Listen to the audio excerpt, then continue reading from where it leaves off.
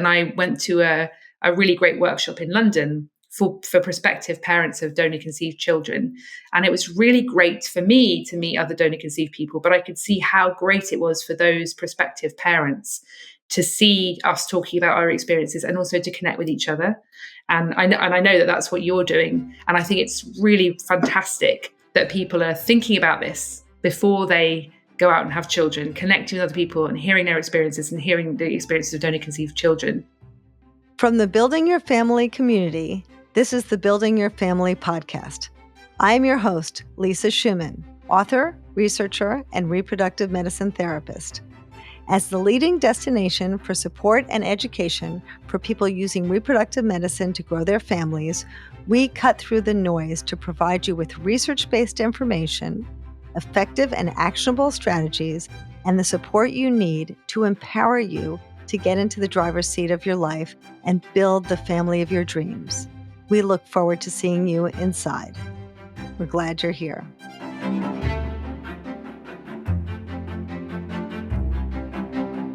Welcome to another episode of the Building Your Family podcast. Today, I'm going to introduce you to someone a little bit different than usual. Her name is Kate Davies, and I think it's really important to provide factual and evidence-based information, which we do regularly on this podcast, but it's also really important for people to hear patient stories and to hear stories in lots of different ways. It's so valuable to understand that people have very different experiences, and to be able to see that in a lot of different methods and venues is really valuable when you're thinking about building your family with donor conception. So Kate Davies is an author, and she's written 2 books, 2 novels, and she's also an author of children's books. One is Nuclear Family, and the other is In the Deep End, which won the Polari Prize and was shortlisted for the Bollinger Wodehouse Everyman Prize for comic fiction as well.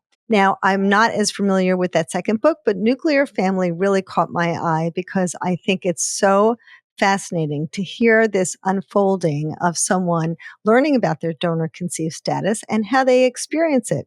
So I want to welcome Kate. Thank you so much for coming. Thanks for having me. Can we start by you telling the audience a little bit about this story and about the characters in it and how their unfolding really demonstrates the differences between different people and their experiences in discovering that they're donor conceived? Sure, yeah. So Nuclear Family is a novel about twin sisters, Alison and Lena, and their dad, Tom. And it really opens when Lena decides to give her family a DNA test kit for Christmas. This is how a lot of these stories start. A lot of the way Yes. people discover that they're donor conceived. And their dad tells them that not to take the test, and he confesses that he isn't their biological father and that they're donor conceived. And Alison and Lena are in their 30s, and they've already lost their mum, and they react in really different ways to this revelation. Lena kind of feels like her identity has been blown apart. You know, her life has been a lie, and that she wants to discover who her biological father is. She wants to find the donor.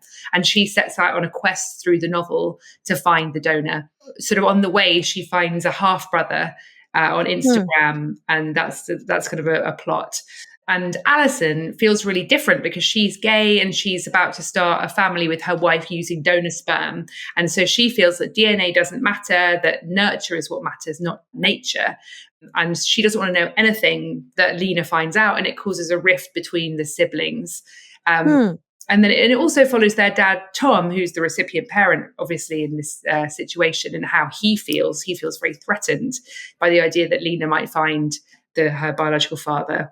And it also follows the story of Alison and her wife, Saria, are struggling to conceive, and they're offered free IVF if Saria becomes an egg donor. So it also looks so I wanted to look at donor conception from the perspective of donor conceived people, from a donor's point of view and from a recipient parent's point of view, because there are so many different sort of aspects to this, and no 2 people really respond to it or feel the same way about it. Yes. Well, I'm so grateful for you saying that, because I do think that when we're approaching a new subject like donor conception is becoming more commonplace, it's natural to want to put everyone in a box, right? And of course, there are some common truths, like everyone wants to love their children and have a beautiful family, and children sometimes are curious about things and people want to know their stories. But those are kind of generalities, and there are also very specific experiences that people have. We had someone on this podcast who had 40 siblings, and certainly in my practice over the last 30 years, I've seen so many people, and also I run workshops for donor conceived children. I've seen so many people who build their families this way or who were donor conceived. And the range of experiences are as different as our fingerprints, right? And Yeah, so I'm really, really grateful for you to share this, because I do feel that people who are approaching this process get very scared and very worried that their children are going to have this experience that's very negative or hurtful, or they look at the worst case scenarios and think that it applies to every child when it doesn't necessarily apply to every child. that's absolutely true. And I was very surprised. I was told I'm donor conceived myself, I should say. And my parents always told me that I was donor conceived, and I was conceived in 1982. So that was Wow. unusual for them to tell. In fact, I think they were advised not to tell me. But because I always knew, I always felt kind of like this was a cool part of my identity, and I Hmm. had no idea. I was not connected to anybody else who was donor conceived. And it was only when I met a friend of a friend as an adult in my 20s who was also donor conceived, and she'd only found out after her father had died, and it had been a big shock, and she felt very differently about it, and I had no idea that anyone felt bad about it, because I was so isolated in my experience. And then I kind of was fascinated then and sort of did quite a lot of research into it, and was my mind was blown that people didn't feel okay. So there is such a spectrum, but if you're in one sort of corner of it, you don't necessarily know how everybody else feels. But for me, I think that I'm sure that that people who are told the truth from birth are more likely to feel positive about it. Yes, Yeah, yes. And that's the research shows that over and over again. That's yeah. absolutely the case. So, since you've started to tell us a little bit about your story, Kate, do you mind sharing with us how that was for you growing up? You were donor conceived, you felt comfortable. This was always your story, just like your hair color, your eye color. This is just part of who you are. There any moments where you were feeling like, oh, I feel different, or maybe my friend is different than me in this way, right? Kids lots of times want to have the same sneakers or Xbox as their friends, right? Did that ever concern you? I remember at primary school, I liked the idea of being a little bit different. Hmm. But I made the mistake of I told some children at primary school, and they kind of misunderstood or willfully misunderstood and spread, there were kind of like rumors going around that my mum had been unfaithful, or, things like that were Yeah. uncomfortable.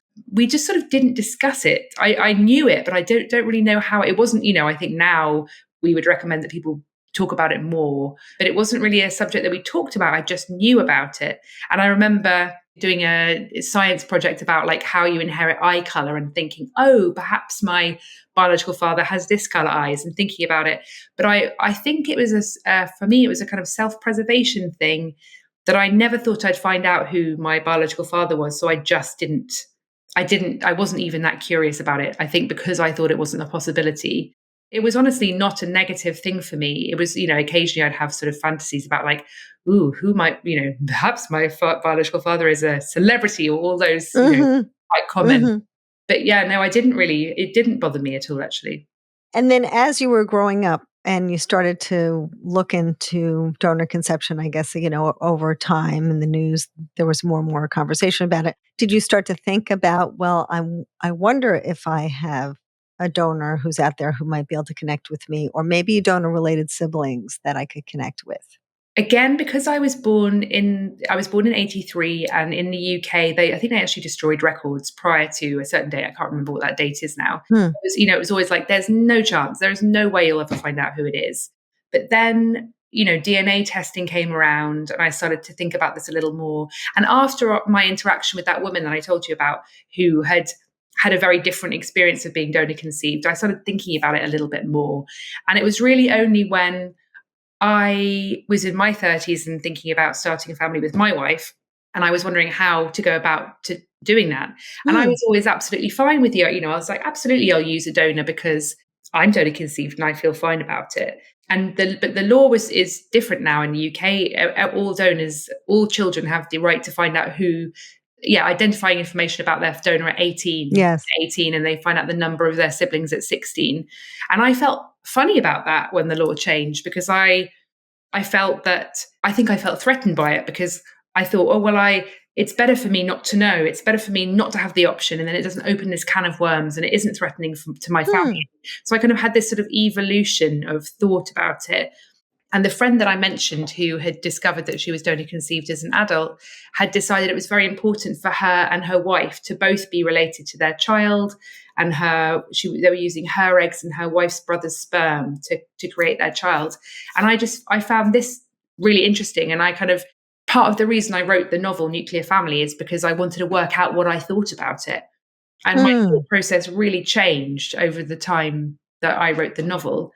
I don't think that I would have engaged with the donor conceived community, even though I'm donor conceived, if I hadn't been writing this book. And I think that, like most of my friends, I would just have gone and picked a sperm donor from a sperm bank and not really thought twice about it. But because I was writing this novel, I spent quite a lot of time on the We Are Donor Conceived community on Facebook and various other communities, and I could see the kind of that some people, most of whom had found out later in life, I could see that not all of them were happy with the way they'd been conceived. Yes. And it made me really question how I would find a sperm to make a child. And I didn't. And what really concerned me was the idea of, sperm being sold to, above the number of, like, the family limit that's set in the UK is 10. But if you're buying sperm from the States, there's like no limit on the number of families. And I was concerned about that.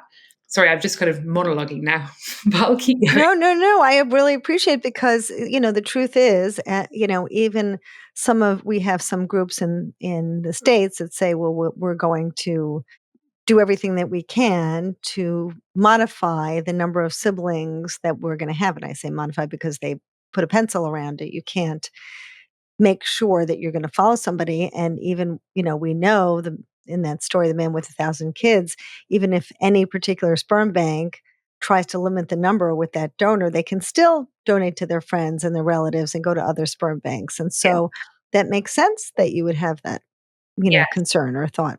Yeah, exactly. As a result of my initial idea, my wife and I went to a clinic in the UK which recruited their own donors, and they didn't sell it abroad. And we thought, oh, we'll get sperm from this bank. But they only had 2 donors. And in the end, we asked a friend of ours if he would be our known donor. Oh. That's the route that we went down. And as a result of writing this book, actually, I think I wouldn't have done that if I hadn't written this book, which was interesting. And it's not that I think that using a sperm bank or sperm donor is wrong, because I don't at all. I think I had just read so much, and I was very excited. My friend's a gay man, he doesn't have children. It's really nice for my son to know his family and things like that. I'm really happy with that. Beautiful. Yeah. And the other thing that happened while I was writing the book was I decided to take a 23andMe test to research the book, because I didn't think I'd find anything, but I was like, oh, well, my character does this, so I need to find out how it works. And immediately I got a half brother notification, and I was not expecting it at all. And my half brother hadn't known. He had just taken the DNA test because he was curious about his skin color is different from other people's skin color, because he's not from the UK. And only when I messaged him about 6 months later, he replied, and he had no idea that he was donor conceived. And because he hadn't known, he then went on this quest to find the donor. And I was sort of a bit like, I was a bit like, oh, I don't know. But he wanted to find out who the donor was, and he did manage to do it. So through writing the book, we have found our biological father. We found 2 more half brothers. So it's been a kind of weird life imitating art thing. And I have a brother who's conceived with the same donor, and it was very similar to the sisters in the book. He doesn't want to know anything about it. So you guys now know more about it than he does, because he just doesn't want to know. So, and that's an interesting tension. And that was the other reason that we used a known donor, was I thought if I had 2 children, I didn't like the idea of one me taking one to sibling meetups and the other one not wanting anything to do with it. So that was part of my thought process there. But we see that a lot, right? I mean, Yeah. we've had people on this podcast who some of them want to search and others don't. I've had twins in my practice where one really wanted to meet her egg donor and the other one has no interest, and so it's really natural. I'm wondering with the characters and maybe within your situation, where did that tension come from about why you're searching and I'm not searching? What did the person who was searching feel insulted that the other person wasn't searching, or what was that feeling? For me and my brother, I think interestingly, he said that I suppose like part of our identity growing up was being donor conceived. And I think for him, he felt that he said that part of his identity is not knowing where half of his DNA comes from. And he thinks that makes him more open minded, which I thought was really interesting. Oh, Because he thinks that he could be from anywhere, he could be related to anybody, and that means that he's more open minded and he doesn't want to shut that off, which I sort of oh, understand that in a way. interesting. And I just felt I wouldn't have looked for the donor. I was happy to seek out half siblings because that just felt exciting. And there's no limit on the number of siblings anybody can have. But it did feel Right. disloyal to me. And I know this is a common feeling. It felt a bit disloyal to look for the donor when I've got my dad. I didn't want my dad to feel like he wasn't enough for me. The reason I did it was because my half brother was looking, and I'm a curious person. I wasn't going to, I was never going to shut that off if it was Mm, there, but I felt uncomfortable about seeking out myself. And in the novel, I think it's really just their opinions about what matters. And Lena she feels really like her identity has been shattered, and she wants to know the truth. And Alison just psychologically, just because she's already got her head around, and she's not going to be related to her child. And so I think she thinks it would be hypocritical to care who her biological father is when she is saying, I'm the mother, even though I haven't given birth, even though I'm not related to this child, I am the mother, which I believe is true. My wife is my mother, my child's mother, even though she hasn't given birth. And my father is my father. And I think she thinks mm-hmm. it would be a betrayal of my father. It doesn't matter. I don't care. I don't want to know. And that's where she's coming from. And I understand that perspective as well. Imagine your beautiful future. You're snuggling with your child. You feel so connected to them. Your friends and family are so happy, and you have everything that you've ever wanted. I want this for you too, but I want more than that. I want you to feel secure knowing that you've made the best decisions, not just short term, but long term for your future family. Wherever you are on your journey, whether you're choosing a donor, choosing a clinic, learning how to talk to your donor conceived child about their origins, all of these decisions will have wider implications for your future.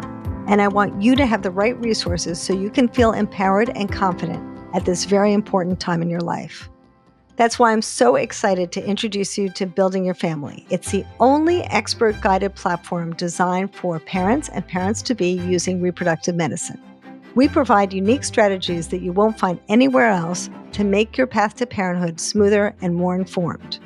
And that's why our approach is about offering practical and actionable steps that you can use right now. Whether you're just starting out or already deep into your process, Building Your Family is here to guide you with expert advice, specialized education, stress reduction strategies, and a community to support you every step of the way. We can't wait to see you inside. And how did your family respond to it when you started down this path? So my brother doesn't know anything about it. My parents I think they were a little sort of shaken by it, but they were very, they would never say, they would never tell me not to look. And my father said he would like to shake the donor's hand one day, but at the same time, Oh, which is a really nice thing to say. But so beautiful. yeah, and my mother really wanted to see, the donor sent me lots of photographs of like his relatives, and she was very interested in Mm. those photographs. But they haven't met, and they never bring it up, and I don't really bring it up because it is a delicate situation. So I have a relationship with the donor. I meet him, once every 6 months. We have lunch together, which is really nice. And sometimes I see his sons, who are the other. So I know his two sons. Oh, wow. So we occasionally have like a big lunch. It's a bit like meeting up with lots of cousins or something like that. Yes, yes, But we yeah. don't meet with the donor because I think he feels self-conscious about it or odd about it. So I see the the kids separately from him. Yeah, and I just sort of carried on, and in a way, it's easier that I don't really talk to my parents about it because I feel awkward not talking to my brother about it. So, in a way, it's just best to keep it sort of separate.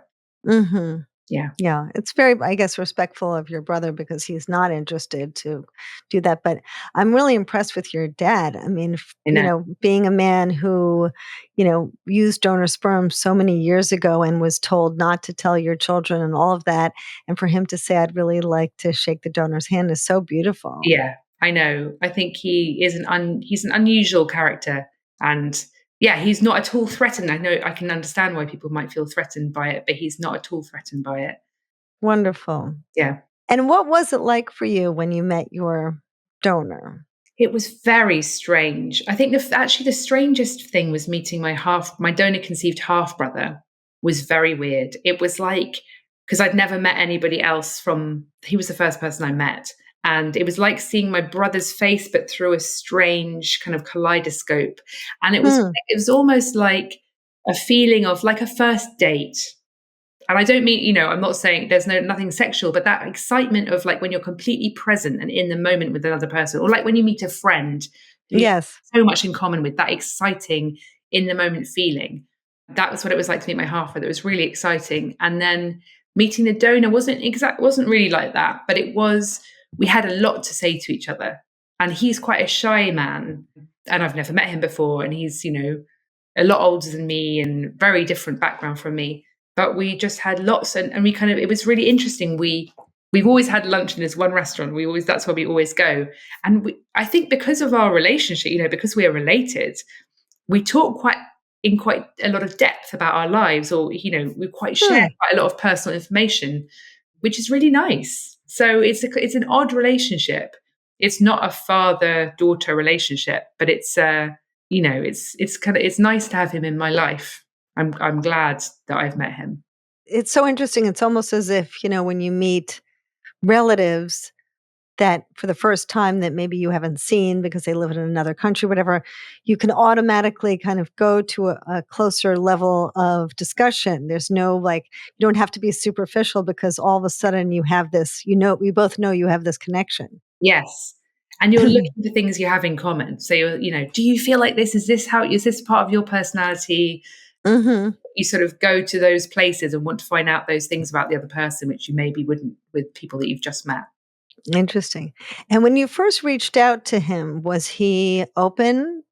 Was he welcoming? Yes, I mean we've also been very lucky with him because I know again a lot of people of that generation were told they would be anonymous and that no one would ever find. Yes. And I was very nervous. What happened was, this is like, I would never write this in my book because it's so mad. So my half brother had worked out who the donor was using a family tree, and he emailed him. And at the same time, while we were waiting for him to reply, the donor's son, who he had brought up, his biological son, had taken an ancestry test and matched with us. And he had freaked out because he saw me and he saw my half brother, and he's like, these guys are not full siblings. And he assumed that his father had, been off having affairs. Oh, wow. So, and then he had gone to confront his father at the same time that the father had got this email. So it was kind of like this whole, and that was the same week. I mean, the Oh odds my of that gosh. happening are so mad. So anyway, so the donor told his son what was happening and replied to us. Luckily, they all took it really, really well. And I think, again, because our donor had already had his two children before he donated, and his wife knew about it. So she wasn't threatened in the same way because she knew what he had done. Yeah, they're just really open, nice people. And we were really lucky that they were happy to know us. So we've been really lucky. And again, it's quite nice for us because you're telling yourself a story. So much of this identity is you're telling yourself a story. My ancestor is this way, and that's why I'm like this, My family are from Wales, and my family are this kind of person. And, I inherited this from my parents. And it's nice to be able to tell myself I've inherited warmth and openness from my donor. It really helps, I think. Whereas I think if you're met with a hostile response, you might think, oh, that person's half of me, half of my DNA came from that person, and that might be more difficult. Yes, yes. Yeah. And I think that's one of the reasons why there are many reasons why open donation is so powerful, because a lot of these people were told that they could be anonymous and naturally didn't expect for this to happen and naturally didn't assume that they were going to meet all these children. And so naturally they would not want this. And so Yeah. now we're only going to have people donating who are going to expect that this is going to be their future. They're making lifetime commitments. So yes, I agree. It's great that your donor was so open. Yeah, I know. And I'm really happy for the next generation coming up that they'll have that opportunity and hopefully they'll be met with a positive response. And also that there are more people and there's more ways of connecting with other donor conceived people. And I think that that's positive for people to Yes, feel like they're not alone in that they're not experience. alone. Yeah, Absolutely. Absolutely. yeah. And what would you say, Kate, were some of the more difficult parts of writing this book? Because you're writing this story and the unfolding of everyone's particular experience and their story and the complexity between their relationships. Where did you find it was difficult for you to put this together? I mean, I found this was a hard book to write for lots and lots of reasons. I mean, partly because it's from three different perspectives, partly, non-donor conceived reasons. I was writing it during the COVID pandemic, and I found that very difficult to write at that time. And then all of this was happening at the same time. And so I felt it was almost like I was too close to the story, or that the story was somehow mirroring my life in some way. I was worried what I was very concerned about what various different groups would think. I like to write books to work out how I feel about things, and I like to write books that have sort of slightly tricky ethical questions or sort of feel like Hmm. they're on the edge of things. And I was concerned as a gay person that people would see this book as anti somehow homophobic or anti donor conception, which it is absolutely not, and that I'm not anti donor conception at all. But I was worried that some people would see this as a book saying, oh, it's wrong to use donor Hmm. gametes, which I didn't want it to come across as, but I was concerned that people would take that from it. Hmm. I was concerned that the donor conceived people would see. I was worried about the different groups and involved and how they would perceive the book. I was worried again about talking about this because part of my family story, and I'm because my brother doesn't know about it all, but I feel quite strongly that it's my story and I don't want to. I feel that I have the right to talk about my own story, but I do Yes. feel conflicted because I don't want him to find out things that he doesn't want to know. So I find that hard. And I suppose also both my parents are still alive and they both read the book. And I was also concerned about how they would receive it. Um, Hmm. I think for me, it's kind of like a love letter to them, especially to my dad. The character of Tom is partly based on both my parents, and they both really enjoyed it. So that's good. Oh, and the other thing that I was worried about was there's a storyline in the book about Lena, the sister who decides she's got to find her biological father, finds a half brother and becomes very obsessed with him. And she doesn't tell him that she's related to him, and he thinks that maybe they're going to start dating. And Hmm. that story, I was very worried about that storyline, that people would see that as like a kind of horror story about donor conception, or that's what I was saying was going to happen. That I was sort of like saying that was what would happen if you'd have donor conceived children, that they would start fancying their half brothers, or. Uh, Hmm. but at the same time, I just really enjoyed writing that story, And and it's happened. it's happened. So Yes, many yeah, times. so I thought that it was kind of worth exploring in the book, but yeah, so those are the kind of things I was wrestling with when I was writing it. Interesting. Yeah. And has all of this, your experience personally and your experience of the book, changed how you felt about you and your wife having a child, or changed how you felt about how you were going to talk to your child about their origins? It definitely affected how I had a child, as I say. I think we would have used a sperm donor if I hadn't written this book, which is really interesting. And I'm really glad that we did it the way we did. It's definitely, interestingly, I thought, I have spoken to my father, my child about his donor dad. We call Will his donor dad. We talk about that.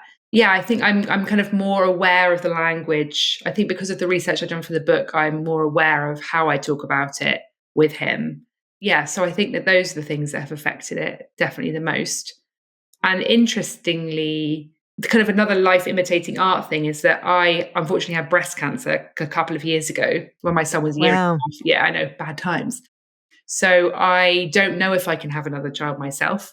And if I do, the likelihood is I might have to use one of my wife's eggs, because my wife is very similar to the story. It's exactly like the story in the book where Alison and her wife are trying to have a child, and her wife doesn't tries to conceive and can't, and asks Alison if she would like to carry if she was willing to carry the child. And Alison, even though she is a woman, doesn't feel that she's that kind of woman, doesn't want to carry the child.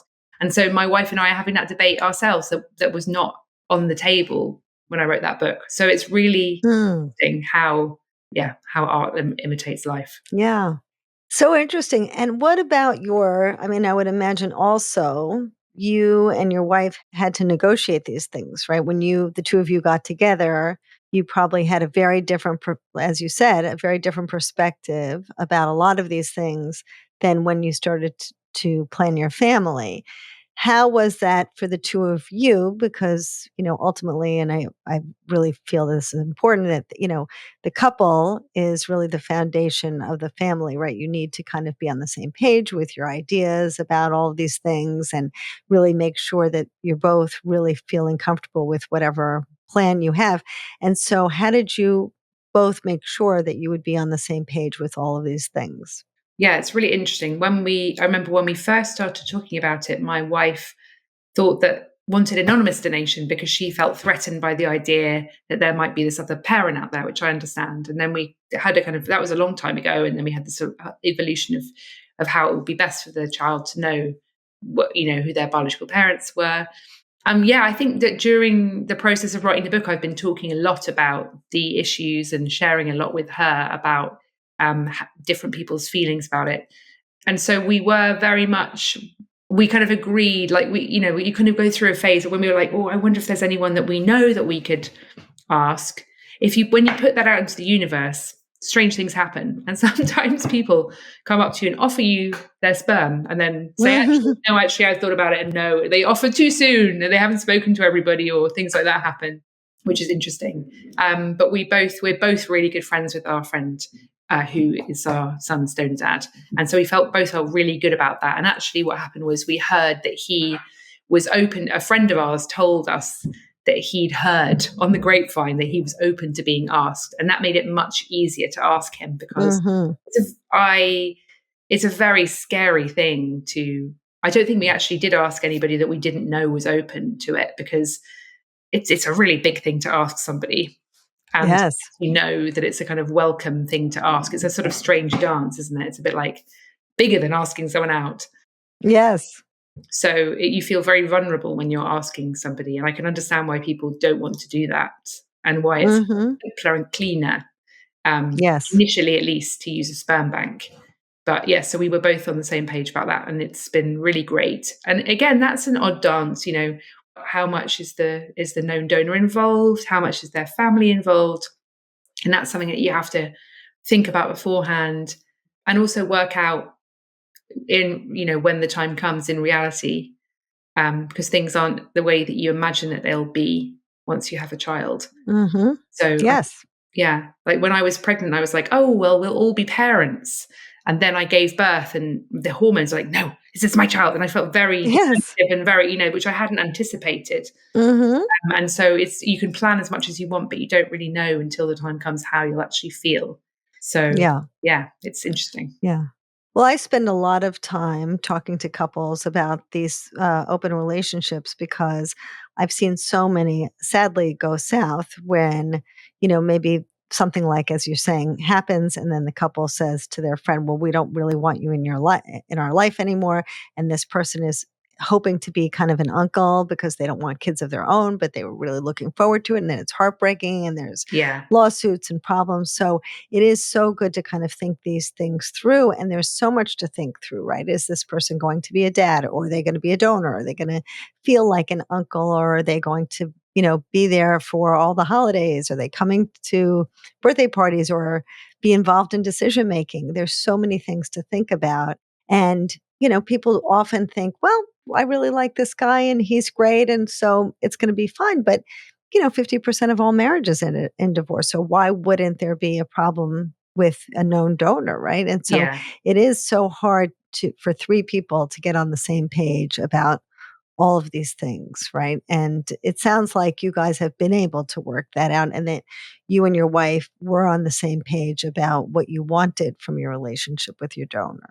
Yeah, we were definitely. I think, but I think interestingly, it sort of switched. I think in the beginning, I was like much more. We were never going to co-parent, as in share custody or anything like that. But I was much more willing to call them dad because, I don't know, I just didn't feel threatened, and I guess I was the biological mother, whereas my wife felt like she did not want to use that word. She felt very threatened by it. And then when I Yeah. actually gave birth, I was the one that felt very possessive and territorial, and she felt more open. It was very interesting, but it's worked out really well. It's a bit like an uncle, as you say.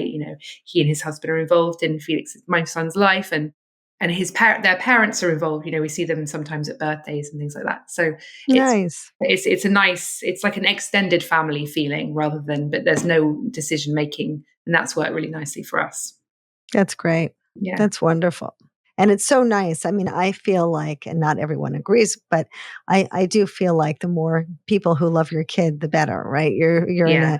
so it's so nice Yeah. to have all these extended family members who are going to be there for your child, love your child. And so many of us are so separate from each other and just connected by social media instead of community these days. So I think it could be a really beautiful community to have for your child. Yeah. Yeah, and over time to be able to develop that, right? Your child might want to have different sorts of relationships as he grows up, so that's really nice. And do you and your wife still feel similarly kind of going forward as your child gets older in terms of talking to him about his origins and how your donor talks about it and how you guys talk about it and the cadence of your relationship? Yeah. It's interesting because when he was little, obviously he didn't talk about it. Our son didn't talk about it at all. But then now he watches television, he watches Peppa Pig and Bluey, and there's a dad everywhere. So for a while he was, talking about like, I have a dad, I want a dad. And I'd be like, well, you've got a donor dad, you've got Will. Mhm. So that's kind of interesting. I'm like, well, don't call him daddy because he doesn't do parenting. Right. He isn't like an Right. active. And I feel like daddy is a very emotive word, and it's like an active parenting word. Yes. Whereas for me, I felt comfortable with donor dad because it's a kind of halfway house. I Mhm. say bio dad or biological dad for my donor, and that feels safe. But he's not a donor because we know him. So for me, donor dad works. But I'll see how he feels when he's growing up. And there's a bit of, I suppose, you have to work out this language and the expectations of the broader family of what will be involved in this relationship. But and I see how he feels growing up as well. But again, I think people feel threatened by that. I can understand why parents feel threatened by that idea. But at the same time, if you're going to use a donor who's, idea 18, they might choose to have that relationship with them. We don't know. You can't control how your child will feel about their donor relatives. Mhm. So in a way, perhaps this is just perhaps they would have had that relationship anyway. The way I do with my half brothers, it's not like a close relationship, but it's kind of a cousiny relationship, and it's nice. And so you can still have that relationship if you're donor conceived with donor half siblings.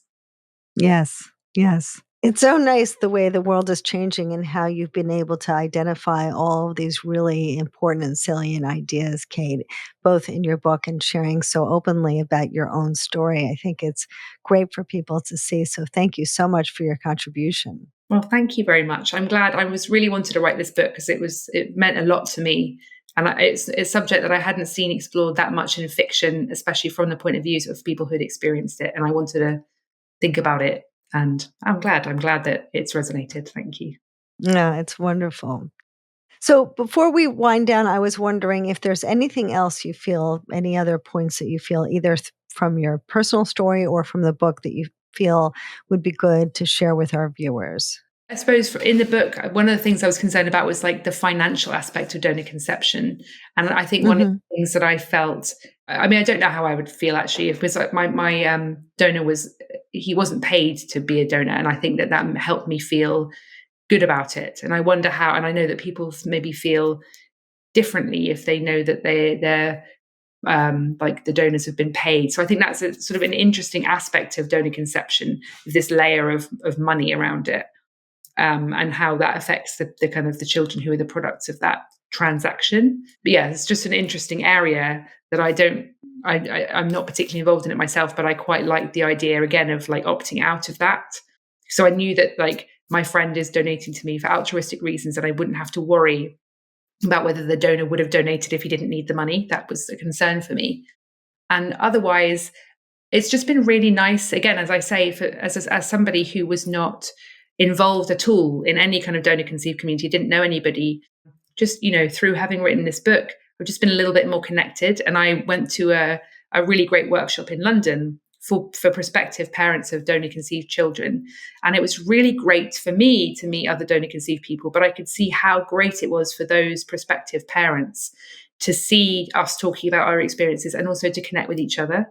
And I know that that's what you're doing. And I think it's really fantastic that people are thinking about this before they go out and have children, connecting with other people and hearing their experiences and hearing the experiences of donor conceived children stands them in such good stead. And it's really going to be great news for their kids that they've thought about this and that they have really accepted it, and that they'll be able to kind of talk to their children about it without shame, without it being an issue for them. And that'll help their children feel really comfortable with their identity and how they were created.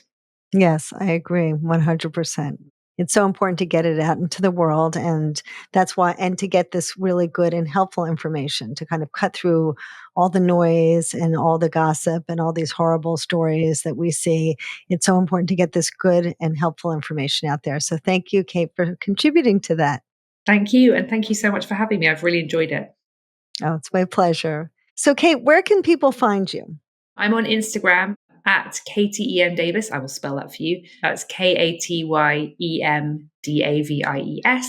Or I've got a website, which is katedaviswriter.com. Great. And where can people find your book? I think on Amazon, really, on Amazon, for especially in the US. Well, I recommend everyone pick up this book. It's fantastic. Thank you so much. And for all of you out there, thank you so much for your time. Your time is precious, and we're so glad that you spent it with us. And if you like this episode, please subscribe, because that's how we keep going. And we will see you next week. Hi, it's Lisa Schumann. I hope that you enjoyed that video, and I hope it helped you. And if it did, please give us a thumbs up and subscribe, because that's how we keep going. It's really important to us. And if you liked it, you might like this one.